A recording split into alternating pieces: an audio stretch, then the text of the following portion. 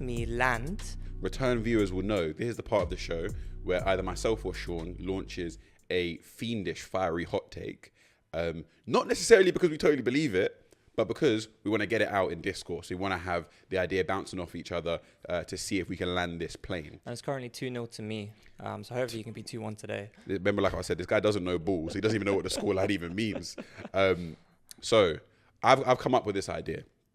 And I don't think anyone said this phrase before, but I think I'm going to be the first in the UK to pioneer a new way of thinking about immigration. Oh dear, here we go. We need to stop small boats. Oh my gosh. I might trademark that even. I think that's a good one. We need to stop small boats. Go and then tell me, what do you mean by that? So what I mean by that is in a quite serious way, we have this like harrowing scenes day on day of people coming across on dinghies from the European coast to try and arrive in the UK to seek asylum or as refugees or as illegal immigrants, some of them. And this has really animated both visually and semantically and logically a lot of what we class as the right wing. The idea of this invasion of working age men coming across that are going to commit crimes. We don't know where they're from, and they're going to victimize our beautiful blue-eyed, blonde-haired women and children. And I think quite reactively, what a lot of the left has done is to sort of reject the problem of small boats and to say, because you're villainizing these people so much, what we're going to do is sort of try and undercut that. So that these people aren't seen as villains, which is a very noble thing to do. And it's also very true to do. We shouldn't be villainizing our fellow humans who are literally making like a horrific journey across like choppy seas to try and arrive at our country. But I think there's an alternative route to tackle this problem of the discussion around immigration and stopping small boats. I think people on the left, people who have like a humanitarian conscience, should actually be quite alarmed by the amount of small boats that are coming across both the Mediterranean Sea and the Channel into Britain. Because that denotes the level of instability within the global order, within around the world, and the amount of refugees that are being produced. And we should, in fact, seize the narrative from the right, agreeing that, yes, we should be stopping small boats. Like, these are not economic migrants that are flying into Heathrow to start their new job in Canary Wharf. These are people that have been pushed to levels of desperation. They are risking life and limb to arrive on our shores. We should be stopping small boats. But we should be stopping small boats by creating less refugees, by creating less asylum seekers at the source. And this should be the narrative that the right should be running with. Because a lot of times the right, and I understand where this comes from. The image of people arriving at our shores, for a lot of like perhaps fiendishly patriotic people, might feel like this is an invasion, and they want to see something equally as visceral to respond to that. You even hear these horrific people sort of saying we should shoot them down or whatever it is, or we should like have them caged in Calais and X, Y, and Z. So I understand where that appeal is for the visual response, that we can see this people being deterred. But in fact, these people have been pushed to a level of desperation clearly that leaving them in Calais or this and the third is not going to deter them, because they've made land journeys across Europe and then across sea to try and get here. So in fact, a much more effective route and a much more effective channel that actually leverages Britain's place within the world order is trying to solve the problem of refugee creation at source. What do I mean by this? Quite clearly.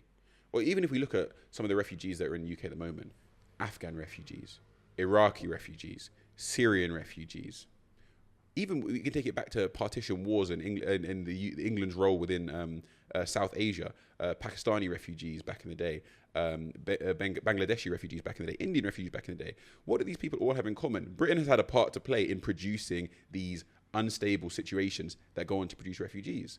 Even if we look at the currently the problems with Palestine, will it be any surprise if 5 years down the line we see thousands of Palestinian refugees rocking up on our shores, absolutely desperate because their country has been totally destabilized at the hands of a state that is allied with Britain, at the hands of weapons often supplied by Britain? So yes, we do need to stop small boats, but at the source and effectively, because that is the humanitarian thing to do.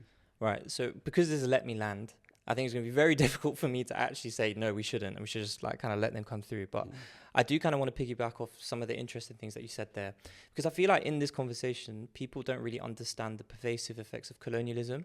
So even if I take it further back here, just from a personal anecdote, my grandma, okay, Muslim lady, born in Trinidad under the British Empire, she grew up in school singing Christian hymns, singing God Save the Queen, and as a Caribbean person, she thought she was British, right? This is what colonialism has done. Now, we have a bunch of people making treacherous journeys across the world to come to this country. And people are asking, well, hang on, they were in safe countries before. Why are they choosing here out of all places? And this is quite literally just the consequence of that historical legacy. The fact that our countries went into their countries, destabilized it in the first place. And so the real people that people should be blaming for all of this isn't the kind of individual just wanting to make a better life for themselves. Yeah. I feel like any individual wants to make a better life for themselves, right? Like if I was in that state, I would do anything I could to actually find a country where I can make a living for myself. Rather, it's actually the ancestors, right? The actual people who made the decisions in the first place to destabilize these countries. No, I agree. And I'll give 3 brief points just to back up what you said there. One, I'll give a personal anecdote as well. My grandma brought up in Dominica, where the native language there for the Afro-Caribbean people is Creole. But when she would be walking home from school under the British colonial rule, there would be monitors on the side of the road which would literally whip children if they were heard speaking Creole instead of English. So naturally, she started to think that Creole was not a great language to be learning, and she ended up not teaching my mum that. And so our vernacular is English. Naturally, we're going to find more of a cultural home within England. Second, I want to say, and let's take it back to the father of modern liberalism, John Locke. John Locke has this idea of how we can come into ownership of private property. And what he says is that by mixing your labour, your physical exertion with the land, through that mechanism, you come into private ownership. And what I'll say is this. My grandma and a lot of people around the world were born in a British Empire and mixed their labour with the British Empire in a way that for anyone who understands liberal ideology or liberal thinking, gave them some sort of effective ownership or legitimate ownership over that portion of the empire. When the British Empire recessed back to the British Isles, even though obviously there's expansion on the world, but when it recessed back to the British Isles, it took with it a lot of that wealth and a lot of that political stability from these countries that was not rightly gained. That was from the labour mixed from slaves in the Caribbean, indentured servants around the world, menial workers in the Asian subcontinent. Even if you go to Dominica today, you will see there's no railways in Dominica, but there is broken railways that the British government took away with them and was not able to be upkept because of the state of the economics after the British government left, because they took all the wealth with them. So is there any wonder that people that have mixed their labour with the land and gained that liberal effective ownership of some portion of the British Empire's wealth see that they're not being rightly compensated for that, and are not able to survive in a country that's had its rightfully deserved profits stripped away from them? The third thing I'll say is is alongside that recession of the British Empire is also I often wonder if I was ever confronted by one of these EDL people, where are you from? I'm from East London. Oh, where's your parents from? Well, both my parents, both the black and the white one, born in England. Where's your grandparents from? Well, on the white side, they were born in England.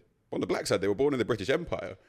And then that's where you say, I'm 53% white, guys, don't worry. But it's and the same holds true for a lot of people, whether they're from any part of the Commonwealth, is, yeah, cool, maybe the country that my parents were born in right now is not part of Britain. But when they were born there, it was part of Britain. So we're as British as you are, especially considering we haven't even got our good comeuppance for the amount of work that our families did. Yeah. No. I'm... Well, this is let me land, and I'm in complete agreement. So we can. But even to link it back to the original point of stop small boats, is this will continue happening in Britain in some form or another, where it will be legitimate economic migration or people seeking asylum or refugee status. If Britain doesn't actually leverage its position within the world order to stabilize these countries, not in some sort of Tony Blair governor of Gaza way, but in an actual way of recognizing our exploitative role in a lot of these supply chains, the Congo, Sudan, supporting UAE-backed militias in the Sudan, etc., etc., etc. Yeah, for sure. And I think just to end on that as well, I want to add that there is definitely a sort of beggars can't be choosers mentality when it comes to this, which I think is a bit of an injustice and it's also quite hypocritical, because if anyone was in that situation, they'd also do the same thing. And I think... Even one point I wanted to add on that as well is any state, a reality of having any sort of land state territory is that people are going to arrive at your border and you should have a mechanism set up to deal with them or not. These people on the right wing, are we expecting there to be a time when no one arrives at our border? That is just the nature of having a country. What you should be more concerned about is what has happened to the state of the public sector that we can now no longer fund a service that is able to process these people in a reasonable way. Shouldn't that be the question? If you're waiting for a world where no one tries to enter Britain, let me tell you something. I've got a bridge to sell you. But what you should really be addressing your concerns to is, why is the public sector recessed so much that we can't deal with a reasonable level of people trying to enter this country? And let's just not forget as well the fact that safe routes to get into this country are completely obliterated, and so it's been forcing people to actually take this journey. So yeah, I think he landed that. I mean, I was basically agreeing the whole time anyways, so kind of shafted that segment, but it's an important conversation to have. It's an important conversation to have.